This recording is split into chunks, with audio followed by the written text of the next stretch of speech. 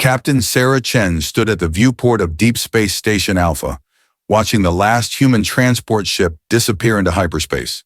Her reflection stared back from the reinforced glass. Tired eyes, graying hair, the weight of 30 years in the Galactic Defense Force etched into every line of her face.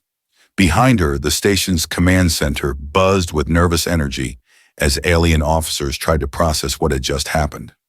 The Terran Federation had officially withdrawn from the Galactic Alliance. After 3 decades of serving as the Alliance's primary military force, humanity had simply packed up and left. Sarah had been the last human officer to remain, tasked with overseeing the transition of command to Alliance forces. Now that job was done, and she was going home. "Captain Chen," called Commander Vexhai, a tall reptilian officer whose scales flickered with distress patterns. "You cannot seriously be abandoning your posts. The Void Hunters are still out there. The Crimson Fleet grows stronger every day. We need human forces to maintain order in the outer sectors." Sarah turned from the viewport, her expression calm but cold. "Commander, for 30 years human ships have been the first to respond to every crisis. Human Marines have bled on every contested world from here to the Galactic Rim. And for 30 years, the Alliance has treated us like useful mercenaries rather than equal partners." The bridge fell silent, except for the hum of life support systems. Sarah's words hung in the air like an accusation. She walked to the central command console where a datapad waited, her final report as station commander. "The Alliance Council has made its position clear. Humans are too aggressive, too unpredictable, too willing to use force. You want a more civilized approach to galactic security." Vexhai's scales darkened to deep purple. Those were political decisions made by civilians. The military knows the value of human forces. Without your ships, without your tactics, how can we protect 200 worlds? Sarah picked up the datapad and handed it to him. "That's not humanity's problem anymore. You'll figure it out." The command center erupted in alarmed voices. Officers from a dozen different species began talking at once, their translator units struggling to keep up. A floating jellyfish-like being named Quell drifted closer, its bioluminescent patches pulsing rapidly. "Captain, please reconsider. The hegemony of suns is mobilizing. Intelligence suggests they plan to invade the outer spiral within months." "Then stop them," Sarah replied simply. She began walking toward the docking bay where her personal shuttle waited. Behind her, chaos erupted as Alliance officers realized the magnitude of what was happening. For 3 decades, whenever a crisis emerged, the standard response was to call for human reinforcements. Now those reinforcements were gone. In the Andorian sector, Fleet Admiral Kesrun received the news in his flagship's war room. The ancient Andorian had commanded Alliance forces for over a century, but he had always relied on human ships to do the actual fighting.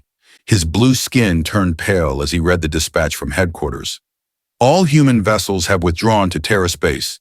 Effective immediately, the Terran Federation is no longer part of the Galactic Alliance." "Sir," said his aide, a young Centaurian with moth-like wings, "what are our orders regarding the Crimson Fleet incursion?" Kesrun stared at the tactical display showing red markers. Enemy ships advancing toward Alliance territory. In the past, he would have simply ordered the human Third Fleet to intercept. The Third Fleet was gone now, along with every other human military unit. "How many ships do we have available?" Kesrun asked. 47 cruisers, 93 destroyers, and 215 patrol ships," his aide replied. The numbers sounded impressive, until Kesrun remembered that the human navy had fielded over 3,000 combat vessels, most of them more advanced than anything the Alliance had built. On the trade world of Nexus 7, Merchant Captain Zarthon watched human freighters depart the orbital station.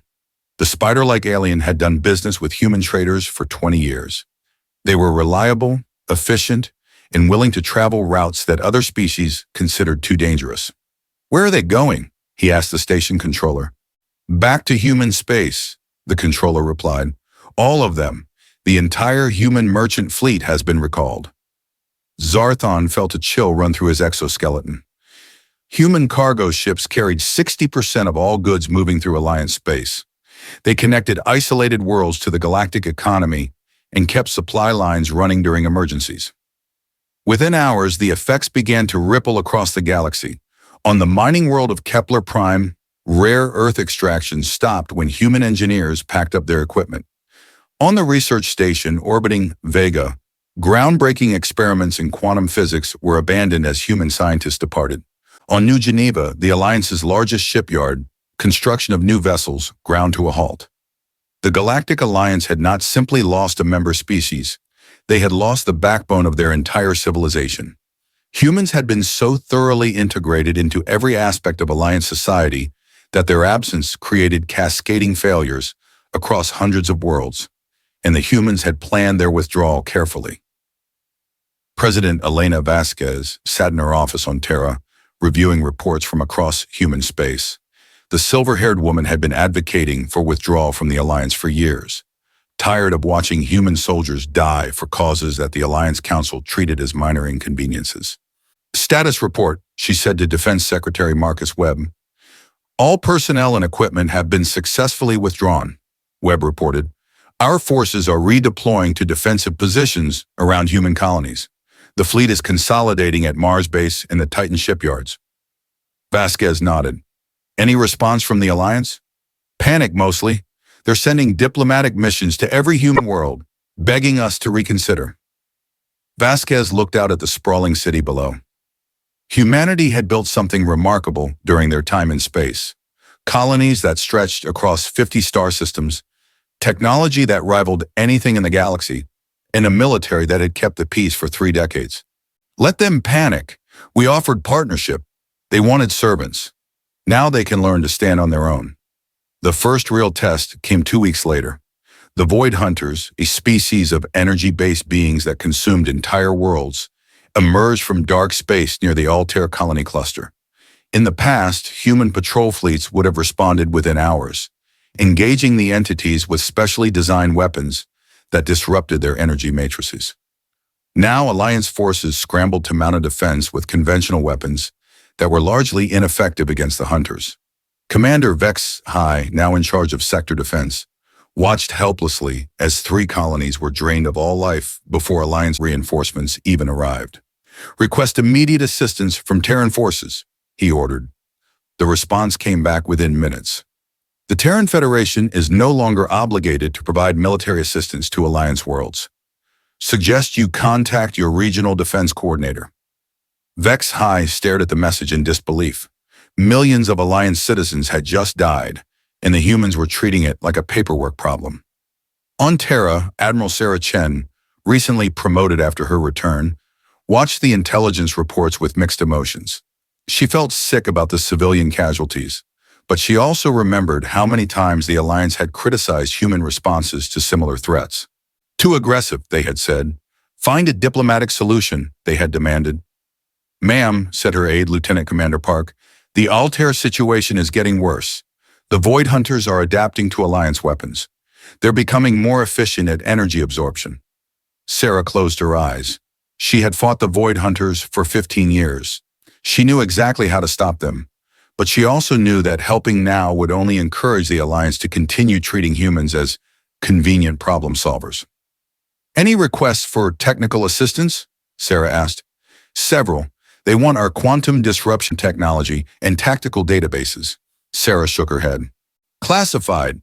If they want our help, they can negotiate for it properly. No more free rides. The Alliance had taken human sacrifices for granted for too long. Now they would learn the true cost of those sacrifices. In the Centauri sector, the Crimson Fleet began their anticipated offensive. The Pirate Alliance had been raiding Alliance shipping for years, always retreating when human patrol ships arrived. Now, with no human response coming, they grew bold. Admiral Rexitar, a cybernetically enhanced reptilian warlord, commanded the attack from his flagship. Intelligence reports no human ships in the sector, his tactical officer announced. Rexitar's artificial eyes glowed with satisfaction.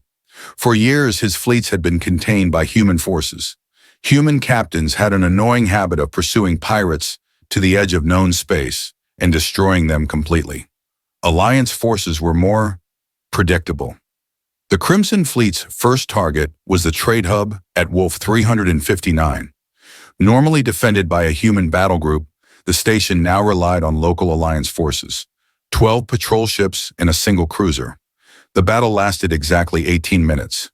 The station surrendered rather than face complete destruction.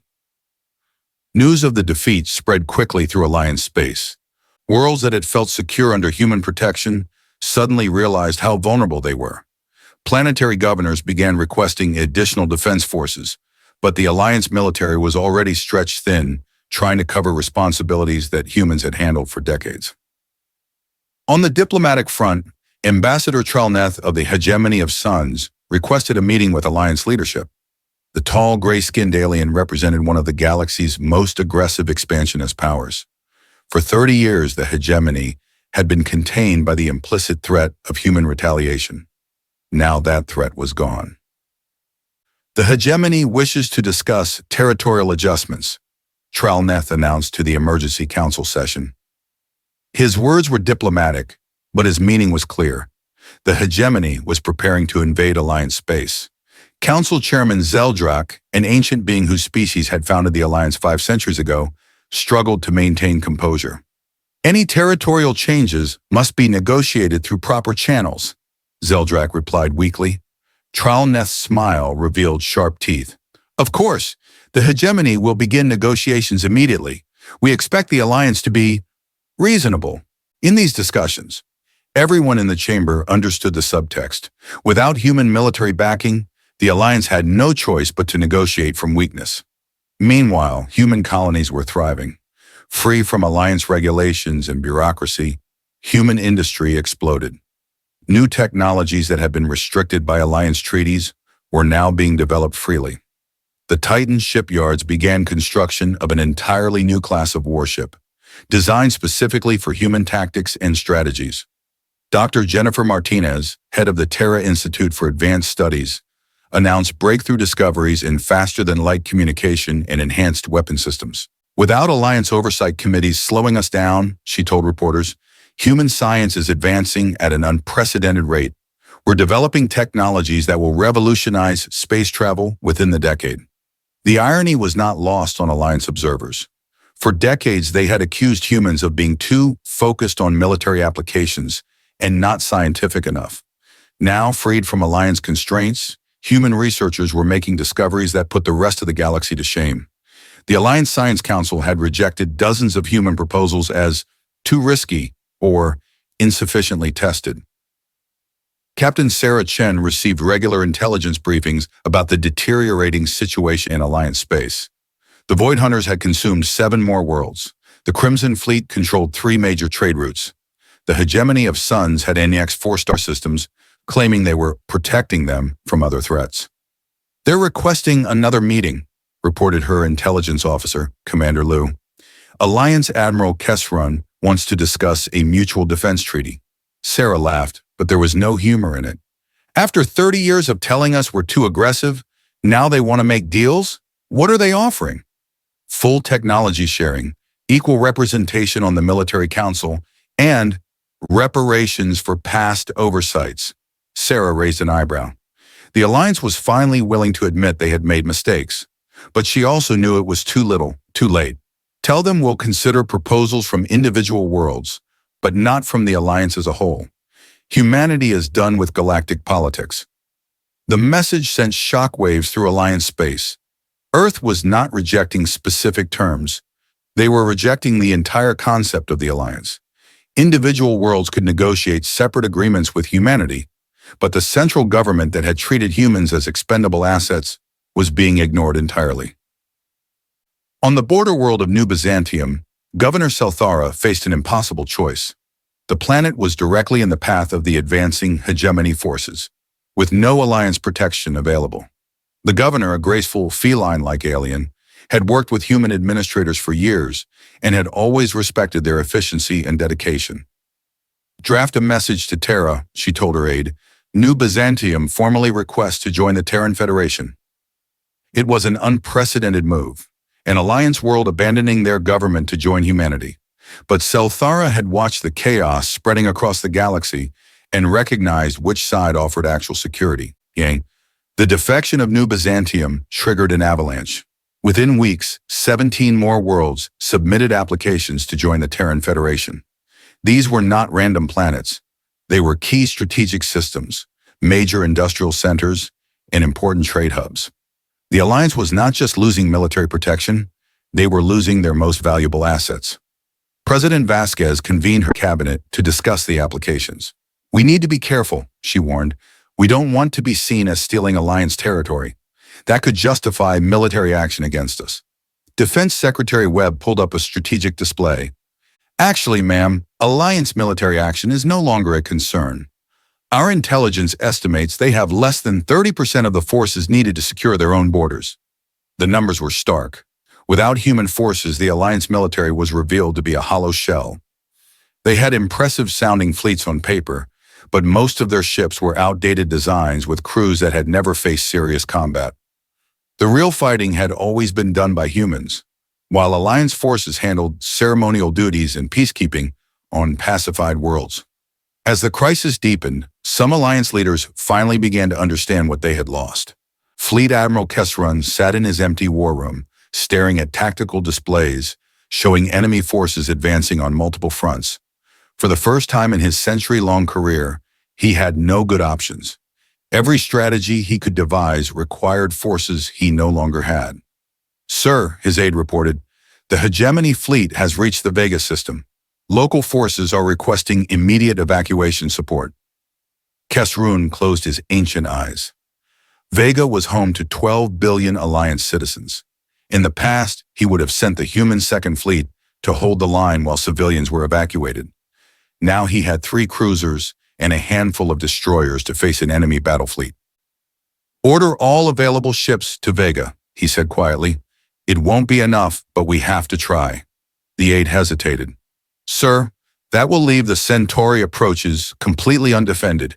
If the Crimson Fleet attacks while our ships are at Vega," Kesrun nodded grimly, "then we lose Centauri too. But if we don't try to save Vega, we lose any credibility we have left." The Battle of Vega lasted 4 hours. Alliance forces fought bravely, but were completely outmatched by Hegemony technology and tactics. 8 Alliance ships were destroyed, and the survivors retreated after covering the evacuation of only 2 million civilians. 10 billion people fell under Hegemony occupation, becoming subjects of a militaristic empire that viewed them as conquered resources.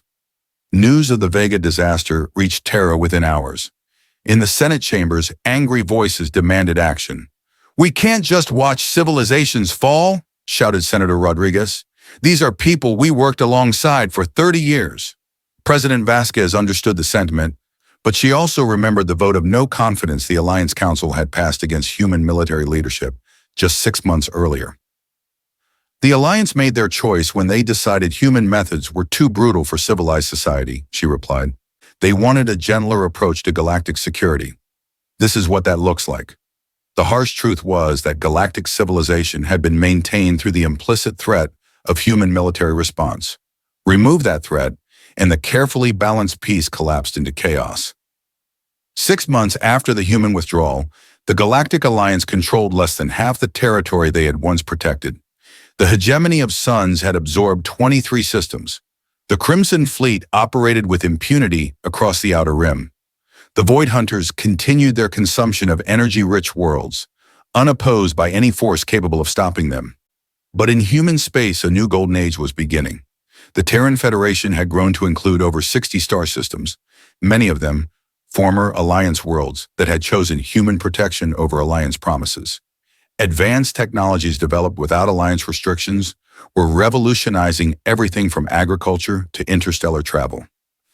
Captain Sarah Chen, now Admiral Chen, stood on the bridge of the TSF Prometheus, humanity's first post-Alliance warship. The vessel incorporated every lesson learned from 30 years of fighting galactic threats, equipped with weapons and defenses that exceeded anything in the old Alliance fleet. "Status report on the border patrols," she requested. "All sectors secure, Admiral," reported her tactical officer. "No hostile contacts detected. The refugees from the Vega system have been successfully relocated to New Terra Colony." Chen nodded. Humanity was not abandoning innocent civilians. They were rescuing those who sought protection while ignoring the governments that had created the crisis. In what remained of Alliance space, desperate leaders made increasingly frantic attempts to restore order. Chancellor Zeldrak authorized the formation of conscript armies, drafting civilians from member worlds to replace the missing human forces. The results were predictably disastrous. Untrained conscripts armed with outdated weapons proved no match for professional pirates and conquerors. The final blow came when the core worlds, the Alliance's founding members, voted to abandon the outer territories entirely. "We cannot protect what we cannot defend," declared Prime Minister Yithkol of Altair Prime. "All Alliance forces will be withdrawn to the core systems. Outer Rim territories are now responsible for their own defense." It was an admission of complete failure. The Alliance that had once governed 300 star systems was retreating to protect just 12 worlds. Everything else was being abandoned to whoever could take it. Admiral Kestron received the order to withdraw his forces and realized that his career and his civilization was effectively over. On Terra, President Vasquez addressed the Federation Council 1 year after the withdrawal from the Alliance.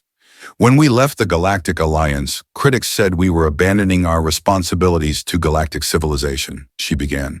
"Today, our Federation protects more worlds and more people than we ever did as Alliance members. We have grown stronger, not weaker." The statistics supported her claim. The Terran Federation encompassed 78 star systems with a combined population of over 50 billion. Advanced human technology provided security and prosperity that surpassed anything available in the chaotic remains of Alliance space. More importantly, every Federation world had chosen to join rather than being forced to accept protection. "We offered the Alliance partnership," Vasquez continued. "They preferred subordination. We offered our friendship. They demanded our subservience. We offered our blood and treasure in service of galactic peace. They criticized our methods while enjoying the results. When they made it clear that humans would never be treated as equals, we chose to build our own future." In the shattered remains of Alliance space, some leaders finally understood what they had thrown away. Former Chancellor Zeldrak, now living as a refugee on one of the few remaining Alliance worlds, recorded a message that would become known as the Confession of Failure. His ancient voice carried the weight of civilizations lost. "We believed ourselves superior to humanity because we were older, because our civilizations had existed when humans were still bound to a single world." He said, "We mistook their youth for inferiority, their adaptability for primitiveness, their effectiveness for brutality. We convinced ourselves that we were civilizing them when they were the ones maintaining our civilization." The message was broadcast throughout what remained of Alliance space, a final admission that their prejudices had destroyed everything they had built. But even then, many Alliance leaders could not bring themselves to fully acknowledge their mistakes. Pride, it seemed, was stronger than the survival instinct. Admiral Sarah Chen retired 5 years after the withdrawal. Her job complete, the Terran Federation had become the dominant power in their region of the galaxy, not through conquest, but through competence. Former Alliance worlds continued to request membership, attracted by human prosperity and security rather than driven by desperation. She spent her final years writing memoirs that would become required reading at the Federation Naval Academy. Her most quoted passage addressed the lesson that the galaxy had learned too late. Respect cannot be demanded, only earned. Trust cannot be taken, only given. And protection cannot be assumed, only appreciated. The Alliance forgot all three principles and paid the ultimate price. The Galactic Alliance officially dissolved 8 years after the human withdrawal. The remaining core worlds signed individual treaties with the Terran Federation, finally accepting the partnership they had rejected when they still had the luxury of choice. But by then, humanity had moved beyond needing their approval. When humans turned their backs on the galaxy that had scorned them, fear had indeed gripped the stars. But that fear proved justified. The cosmos was a dangerous place, filled with threats that required strength to overcome. For 30 years, humanity had provided that strength while being told they were too aggressive, too violent, too willing to fight. Now the galaxy knew what happened when the protectors stopped protecting. Civilizations fell, worlds burned, billions died or lived under conquest, And in the darkness between the stars, predators grew bold, knowing that the humans, the galaxy's most dangerous defenders, were no longer watching. The humans had not turned their backs in anger or revenge. They had simply chosen to protect only those who valued their protection. The stars would remember this lesson for generations to come. Sometimes the most civilized choice is to let those who reject civilization face the consequences of their decision.